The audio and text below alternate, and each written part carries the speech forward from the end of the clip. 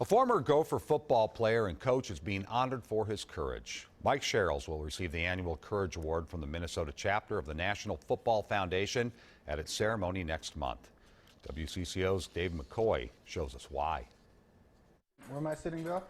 I'm here. It's a scene that plays out in millions of homes every night. Try it. Though family dinner at the Sherrills house might be a bit more frenetic than most. What with 4-year-old Valerie, 2-year-old Quentin, and twin 2-month-old Cecilia and Lila running the show. But you won't find a man more grateful than Mike Sherrills to do something as simple as eat with his wife and kids. It's one of those things that you really take for granted until it was taken away.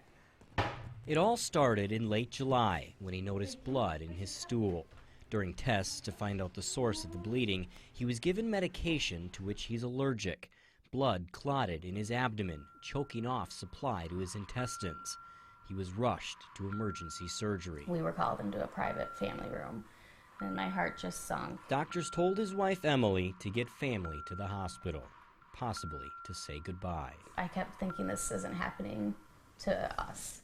Mike was unconscious and on life support for 5 days. Valerie, we told her he had a superhero mask on. In multiple surgeries, doctors removed most of his digestive system. Several other surgeons would have just closed him up and had us say our goodbyes, so he was very courageous in saving Michael's life.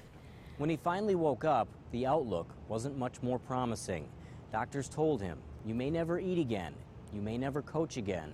You may never live a normal life."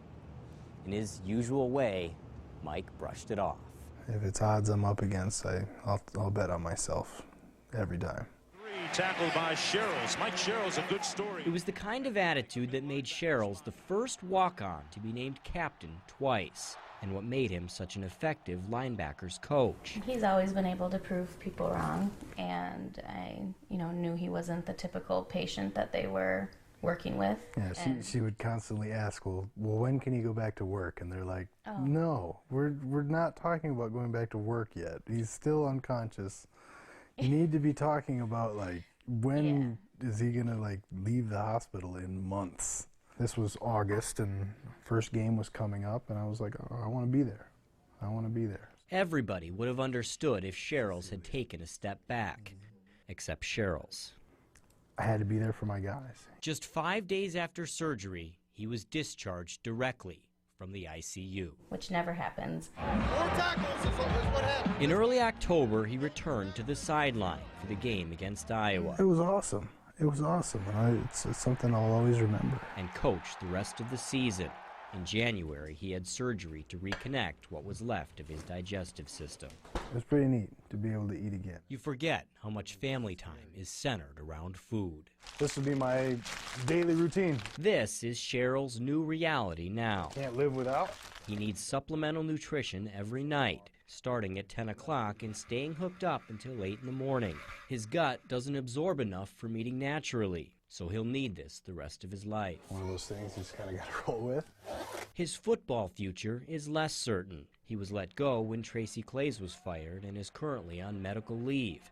He has the desire to return to coaching, but is using this time to be smart about whether he should. I tend to think that there's no reason that coaching can't be in my future. But I want to make sure.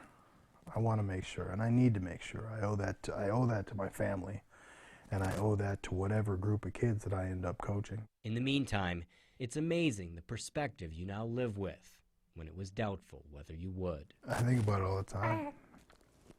I barely made it here. I barely made it here. And were I in a different state or had a different doctor or the ambulance took a little bit longer to get where it needed to get to, I wouldn't be here.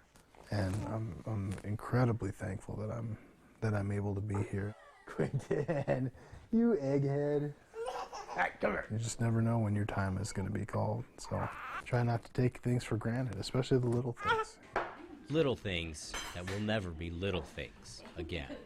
David McCoy, WCCO 4 Sports. The NCAA passed a new rule this month that will allow teams to hire a 10th full-time assistant coach in January. Sherrills hopes that will open the door, if he's ready, for him to return to coaching. And hopefully, he says, on the Gopher staff. But if not, then elsewhere.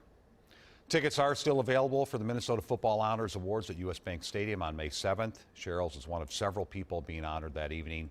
We have a link at WCCO.com.